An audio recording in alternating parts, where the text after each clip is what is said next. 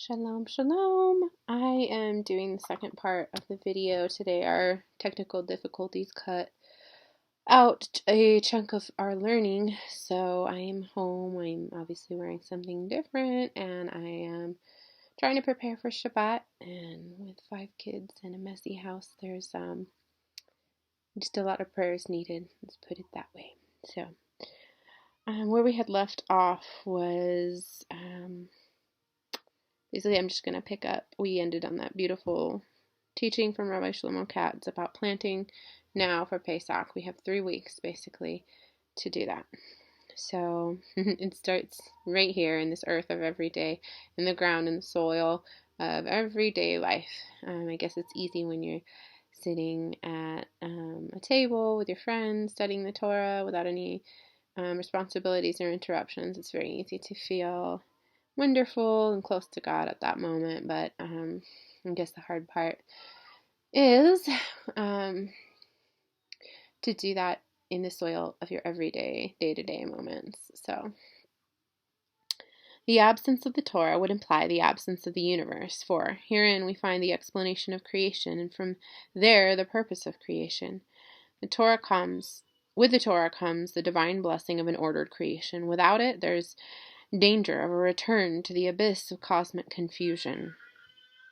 The Torah is the ground of all beings. The creatures of heaven and earth cannot fully exist without it. And if you never listen to another word I have to say forever, hear the following.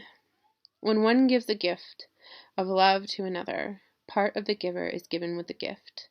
The Torah is God's gift to his creation and to his creatures. When God gives the Torah, it is as if he gives himself. A parable. Once there was a king who had an only daughter, whom another king married. When the latter wished to return to his country and to take his wife with him, the father said, "My daughter, whom I have given to you in marriage, is my only child. My love for her is great. I cannot part from her, yet I cannot ask you not to take her into your realm. It is not her proper home. Permit me this one request. To whatever distant place you take her now to live, always have a chamber ready for me, that I might dwell with you and with her, for I can never consider leaving my daughter." So said God to Israel, "I have given you a Torah from which I cannot really part, and cannot tell you not to receive it in love, yet I request only this. Wherever you go with it, make for me a house wherein I may sojourn, as it is written, 'Let them make me a sanctuary, that I may dwell among them.'" From Shemot, Exodus 25:8. Is not a child both part of and apart from its parent? So is the Torah a part of and apart from God. When Israel accepts the Torah, she accepts God. The child's presence testifies to the life of its parent. The Torah testifies for God. Once a king had a daughter. He built her palaces with many great halls. His decree went forth, "Whosoever is granted an audience with my daughter is to be considered as if being in my presence. Whoever dares to insult my daughter, it is as if he insulted me." The parent bears the child, yet elements of the parent are borne by the child. Similarly, the Torah, which comes from God, carries the presence of God within its words, for those who read it with his spirit. And unlike one who would be you can't read the Torah like you'd read a periodical, remote, critical, skeptical, unattached. But even so, his words are alive with his presence. Since God is the source of all wisdom, the Torah is the treasure house of all wisdom. The Spirit of God hovers over the waters. These waters are the Torah. The Torah is all-inclusive. Review its words again and again. All is contained in them.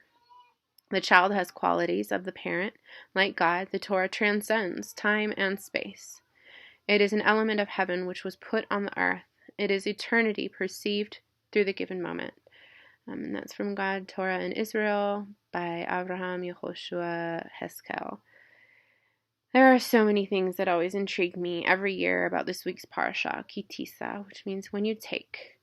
Most overtly noted, Ki Tisa is because of the Chet HaEgel, the sin of the calf incident. However, before the sin, there is a census and mention of the silver half shekel, which is a ripe lesson in regard to Hashem's value on all human life in equity. We find the description of the copper laver, which is taught to have been made out of the mirrors of the Hebrew women. These mirrors represent progeny. How? It is taught that they are the mirrors used in the period of crushing hardship in Mitzrayim in Egypt, when weary husbands would come home feeling drained, emptied, disconnected. The women would use these mirrors to make themselves attractive so that they would still be able to connect, to bond, to grow with their husbands, and to conceive and continue the increasing of the Jewish people. Despite living in this world where weaker and more fearful and more desperate people would consider, why bring a child, life, into this?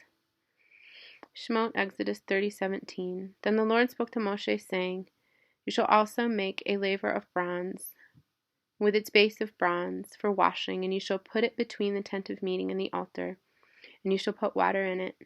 Aaron and his sons shall wash their hands and their feet from it. When they enter the tent of meeting, they shall wash with water, so that they will not die. Or when they approach the altar to minister, by offering up in smoke a fire sacrifice to the Lord. So shall they wash their hands and their feet, so that they will not die. And it will be a perpetual statute for them, for Aaron and his descendants throughout their generations. I'm going to pause there. We'll come back with more on the laver. Shabbat Shalom.